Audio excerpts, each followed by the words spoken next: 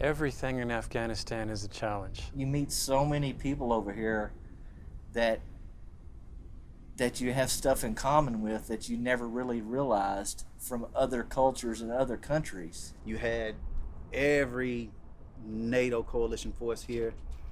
There were actually nightclubs on the base. It was funner, I will say that. You had a lot of stuff to do at that time. We had a lot of entertainment, but we also took a lot of income in at the same time. You know, indirect fire and stuff like that. So that's pretty much it. Nothing really, I've never been involved in anything life-threatening. Thank God, you know, for that. I'm glad. But I've never personally been involved in anything like that. Anything else?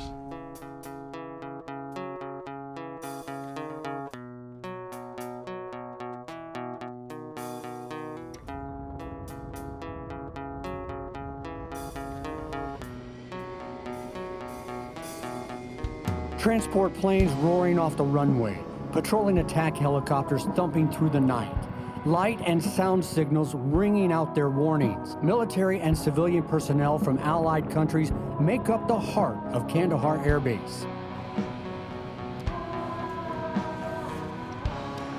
People from all over the globe come to work here, a fascinating mix of technology and a prosperous Western world, separated only by a security fence from a completely different, poor, and unpredictable one. Aeroportul a fost construit de americani la sfârșitul anilor 50, fiind un punct modern și important de realimentare pentru aeronavele care circulau pe ruta Europa-Asia de Sud. În anii 80, pe timpul invaziei sovietice, baza a fost folosită ca important punct logistic, dar și de lansare a rachetelor împotriva mujahedinilor. Apoi a intrat sub controlul regimului taliban pentru o perioadă până la finalul anului 2001, când pe timpul operației Enduring Freedom a fost una dintre primele baze utilizate de membrii coaliției. Landing in Kandahar is like having the lead role in an action film, and the base is the movie set. As soon as the aircraft doors open, each new arrival experiences something they've never felt before. E ca într-un vis, așa, pleci de acasă într-un loc total diferit din toate punctele de vedere. Adică e diferit de orice altceva ai mai văzut vreodată. Nu e ca și cum te duci în vacanțe în Europa. Nu poți să te aștepți la ce ai să vezi aici. 20 years after the terrorist attacks of September 11th, 2001, we point our cameras, frame by frame, into this world that is like nothing we've ever experienced before.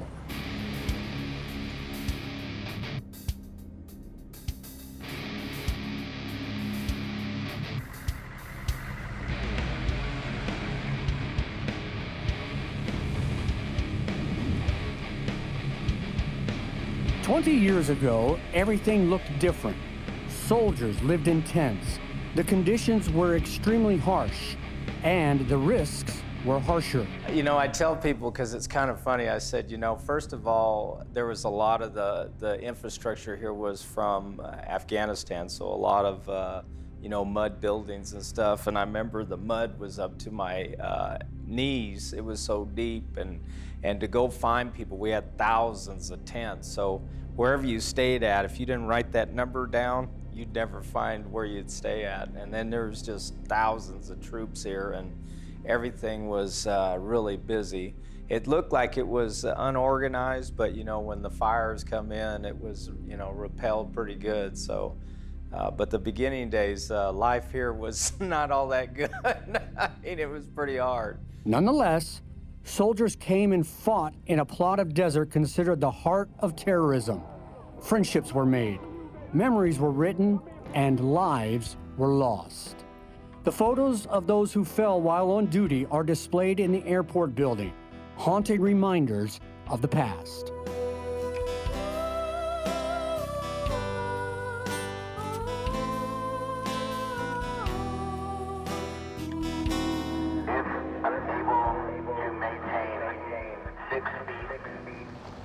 During the first days of mission in Kandahar, we felt like actors in a war movie, driving by in a Toyota minibus with the steering wheel on the right-hand side. Each of us lost in his own thoughts and feelings. We thought of those left at home and the unknowable future of the 6 months ahead. The music on the bus speakers bumped against our thoughts, pushing them away.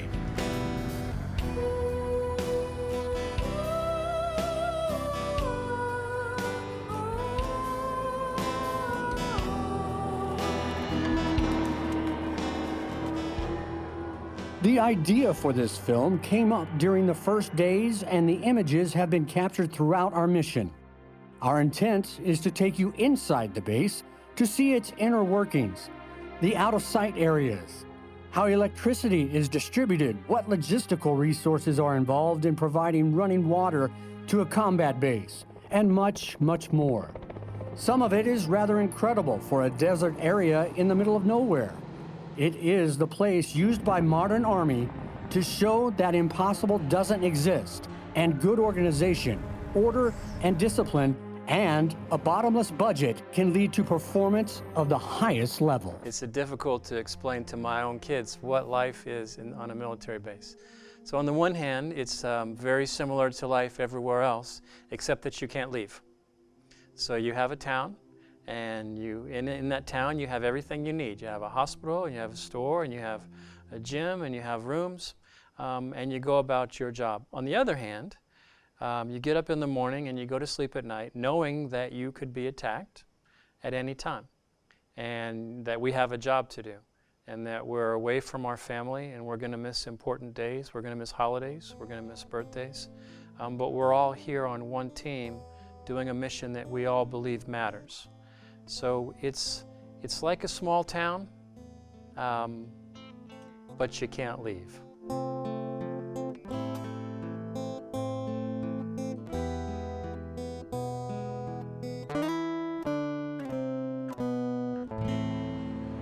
We begin our journey following a rigorous schedule set by Dynacorps management. Dynacorps provides through the LogCap program engineering services, construction services, base life support services, meaning food service, potable water production, laundry, air traffic control, cargo movement, airfield management services. We also maintain the Row 3 hospital here at KAF. So basically, we run everything in the city of Kandahar, if you will. We start at one of the hottest points, both literally and figuratively, the kitchen. The place where an entire industry is set in motion with the precision of a Swiss watch. The job is to feed the population of this desert city. Making the breakfast pastry, today is a Spanish roll.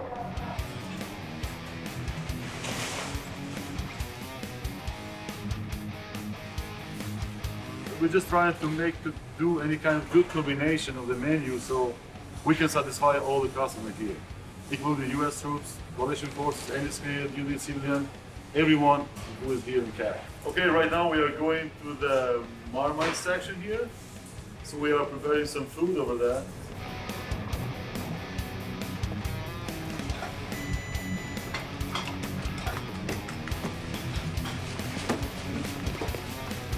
Anyone on base can find food any time of the day or night. Hot meals are provided 3 times a day. You can get cold food or soft drinks continuously. The aim is to provide quality food, but also to bring everyone a little closer to home.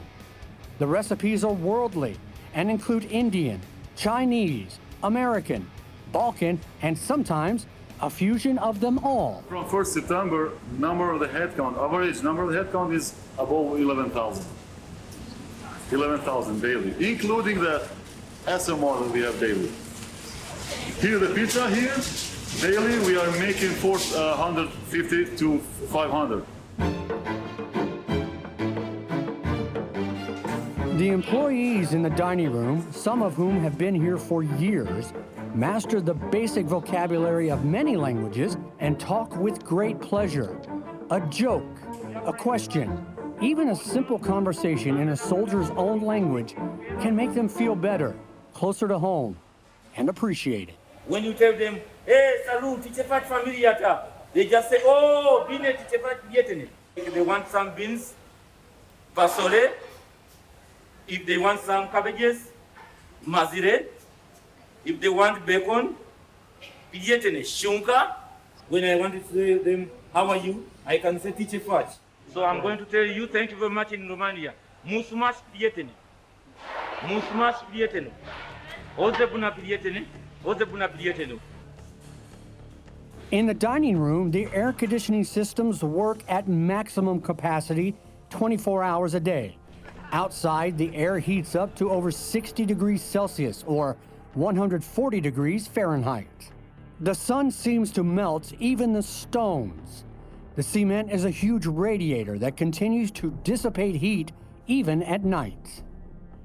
However, we quickly forget about the natural oven as we discover the largest refrigerator we have ever seen. It's the size of a supermarket. With some quick conversions, we calculate that with the minus 20 degrees inside, there's an 80-degree temperature difference from the outside. In the middle of the desert, we've reached the North Pole just by walking through a door. Exactly like your refrigerator back home. That's about a 3-week supply of food you're looking at. We are literally feeding an army here.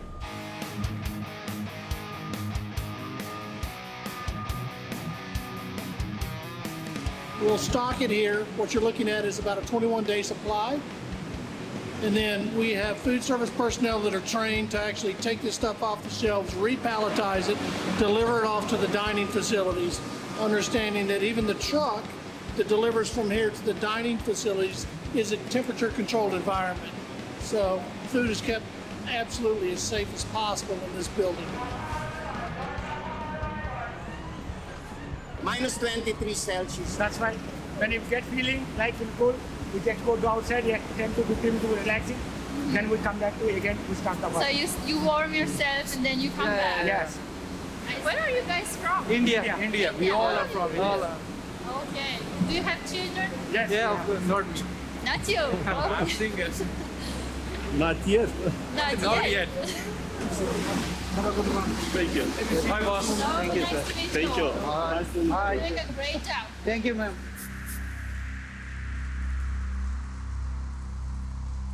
There will be a series of controlled detonations to the south of KAF. In the semi-darkness of the base, a flame burns every night. When we stop to take video, we hear gunfire in the distance. That's most assuredly live fire training on the base range.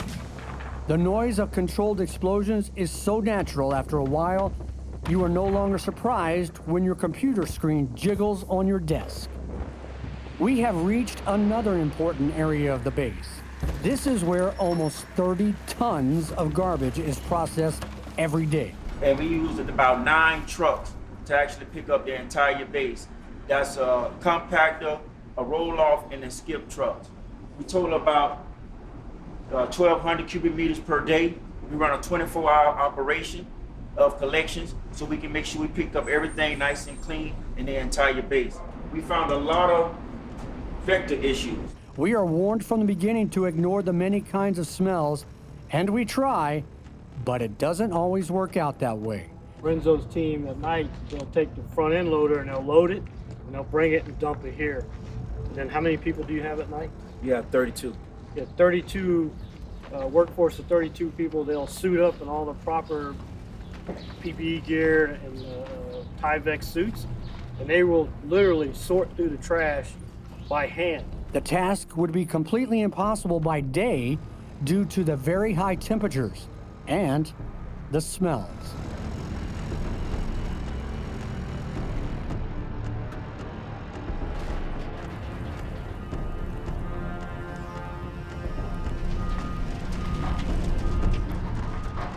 We load this machine up every 10 to 20 minutes.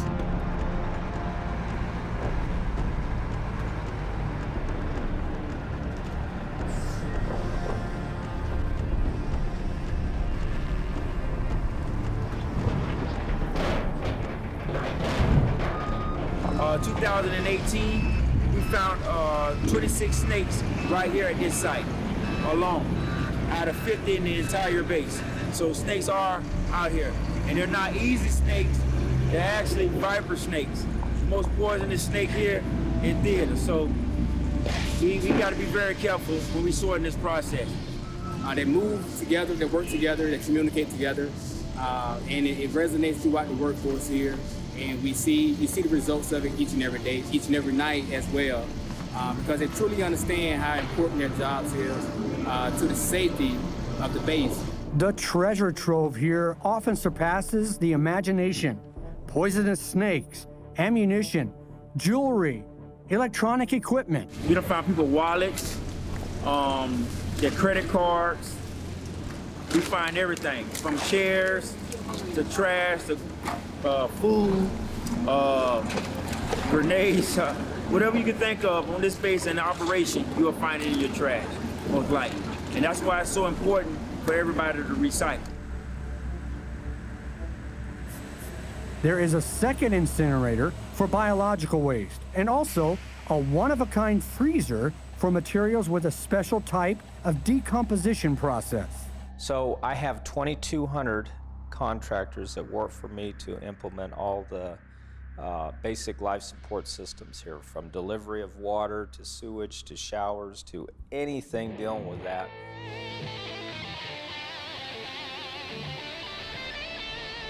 So right now, what we're looking at is our potable water storage tanks.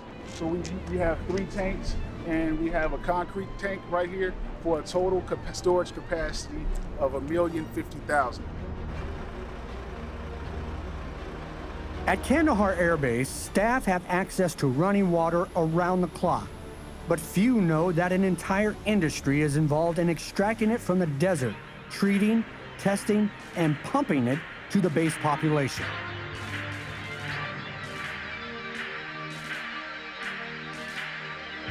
The used water goes through a series of chemical processes. It's decanted into huge basins and treated with ultraviolet radiation, chemically tested, and then recycled to be used again. I initially wondered how the villagers around the base afforded to irrigate their crops, but the answer is simple. They are unexpected beneficiaries of the complex process of obtaining and recycling water from the desert.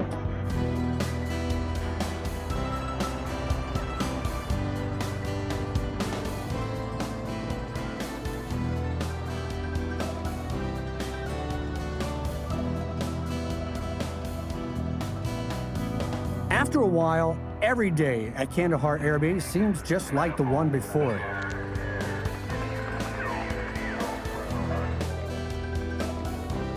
During our stay here, the number of people in the world infected with the coronavirus increased exponentially.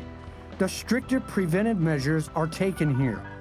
All of us wear a mask, respect social distancing, and follow guidance for good personal hygiene. We ensure a safe and secure environment for people to live and work. In this unique time, we're also focused a lot on implementing COVID-19 measures to prevent the introduction of the virus onto Kandahar, and also to prevent the spread and make sure we've got the necessary medical expertise in order to take care of everybody that's here.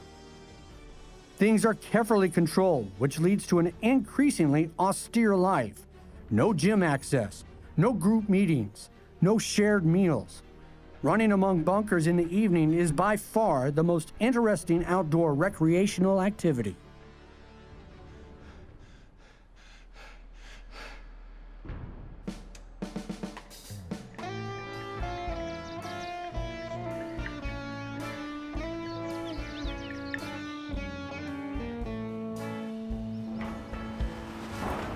Many things are fascinating here and hard to understand at first glance if you are not familiar with the process. We soon find out there is even a department that deals with catching wild and dangerous animals like poisonous snakes, coyotes, and scorpions, which are just making their way through the base.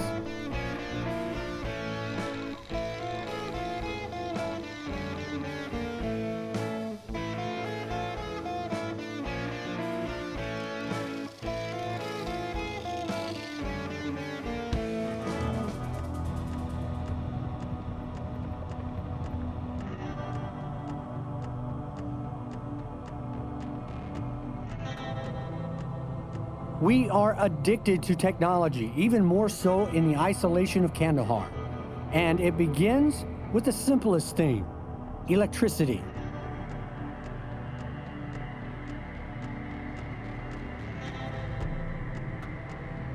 Equipped with protection systems not only to combat the high summer temperatures, but also for times when use increases dramatically. With a computerized, controlled, automated system of energy distribution according to needs, the generators here could easily power a city of 30,000 residents. Here you see we've got a 25 megawatt prime power plant. This is effectively 2 power plants in one. So we have our 50 hertz power plant, which is looking after all the European power, and we have our 60 hertz. The people that work here are all from different nationalities. We've got people from Nepal, people from India, people from Africa, and we've got people from the Philippines. Everyone here has their own story, and all of them are interesting. It's challenging, that's why I'm here.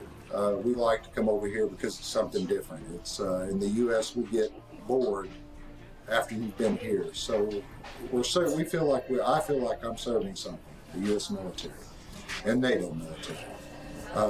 And we feel like what we do here makes a difference, and that's why most of us are here. Oh, we have folks that have probably been here from the beginning. So when I was in the Army, I remember some of these guys on my first deployments here. I mean, they came up to me and said, "Hey, I remember you when you were here, you know, in 2001. I was like, "Good Lord, you've been here that long." I've met some of them. And it's interesting to me, right? As a soldier, I come here for a year, I go home, and I come back. Some of them stay. Some of them live here because conditions in their countries aren't so great economically, and so they have a good job here and they're sending money back home. It's funny, you go into their rooms, right? If you go into my room, there's a bag, there's a rucksack, and a duffel bag, and I'm ready to leave. You go into some of these rooms and they have, the lawn is nice, and they have the pictures on and it's just home. It's home for them.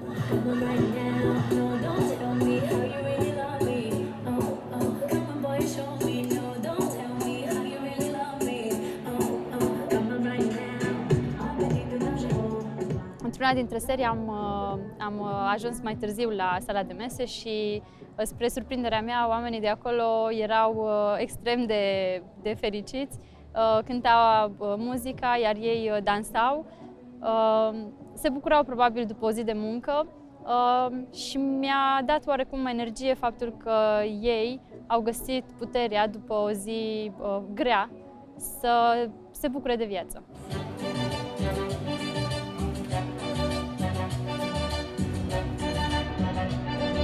We'd like to dive deeper into these private lives, to discover their habits, longings, stories, what they need, and what makes them happy. I have 5 children, and when I came, my oldest son was graduating high school that spring, and I've made it home for one graduation, and that was for the next to the oldest son, and that was in 2014. That's when I went home for that. Since then, all my children have graduated, have got their own lives. I have 2 grandchildren now. These people have come from all over the world to ensure a decent living for their loved ones thousands of miles away. All of them waiting on that plane ride, taking them home. The only fun that I can basically have is just talking to my family. I have a 10-month-old daughter. I haven't gotten a chance to spend time with her. So the only thing that basically happens is having me just look at her pictures whenever I get them from the mom. I mean, that is my joy.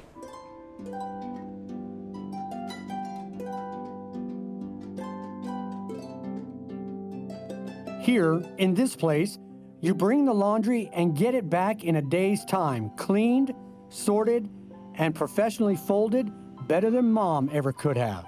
Those customers get their bag back in 24 hours because they never know when they're going to leave. We try to take the extra step forward, get their bags back in a timely manner.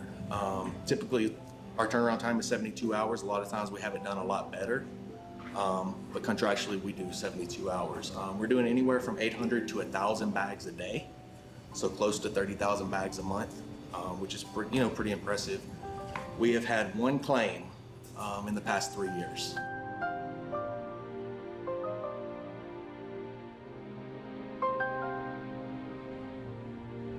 I came in 2006 December. So I've been here close to 4 years now. No, ma'am, I'm not afraid because actually I've been doing this from last, you can say 10, 11 years. I was in Iraq also. So I was there for 3 years, 3.5 years, and then I came straight here. So I don't know if I will be able to do anything out of this, but this is you know, you don't get a chance to see so many people like from different countries. This is the only place where you see, you know, Americans, Africans, and most of the Europeans, you know. We have employees from 31 different countries from around the world. So we're a very diverse organization, one that we pride ourselves on. And me personally, I enjoy meeting people from different places and finding out and learning a little bit about their culture. And I think they have some experiences that they bring with them that when we partner together, there's nothing we cannot accomplish.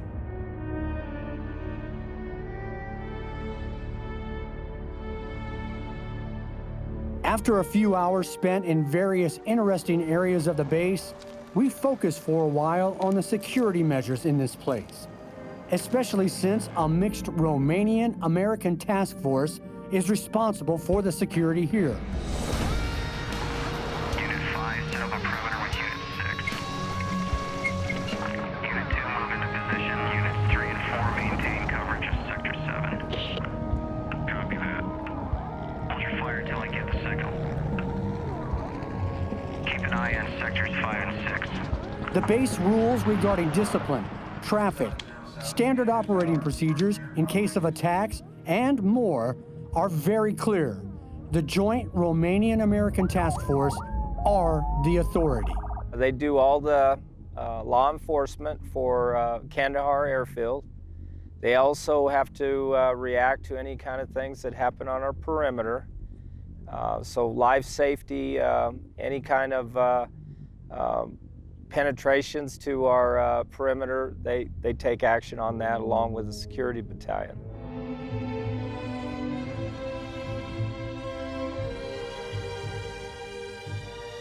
Another day, another night, many more weeks, a few more months, as if from a different timeline.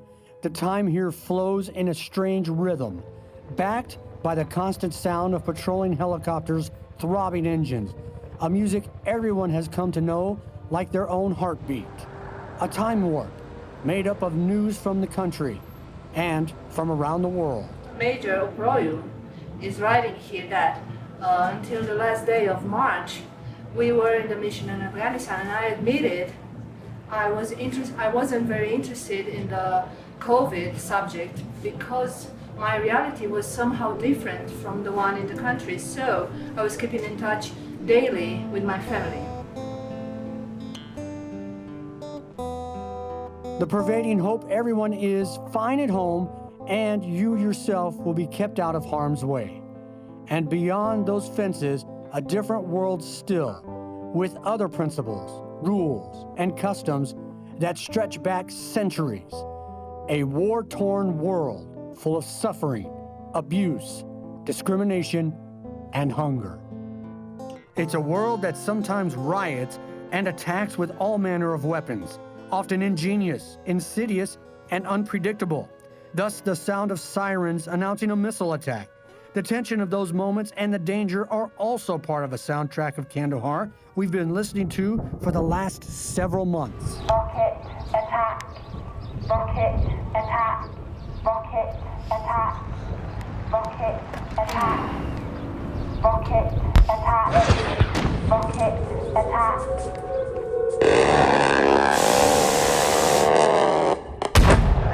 Oh shit!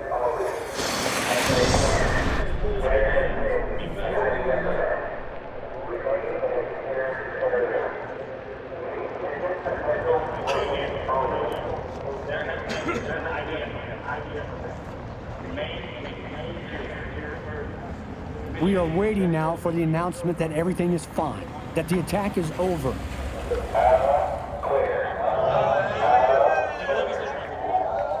In the face of danger, everyone reacts according to their training and hard experience. There is no guarantees that you'll have another day. It is the life that people, civilians and military alike, live here at Kandahar.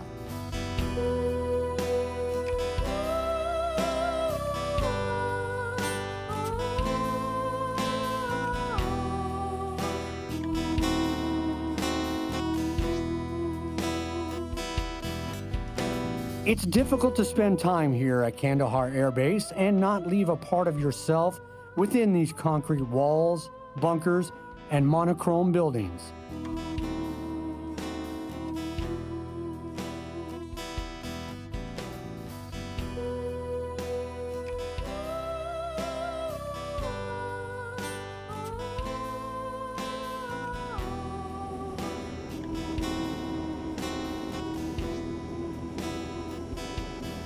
Peste câteva zile vom fi în avion cu direcția România.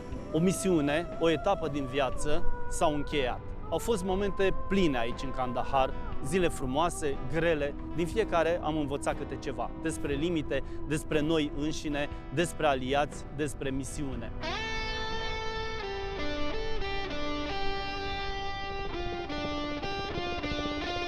In the dry air, unique unto itself, with gusts of wind filling with smells of gunpowder, food, kerosene, trash, and the never-ending dust, it is almost impossible not to miss it. And you keep coming back, hoping to be whole again.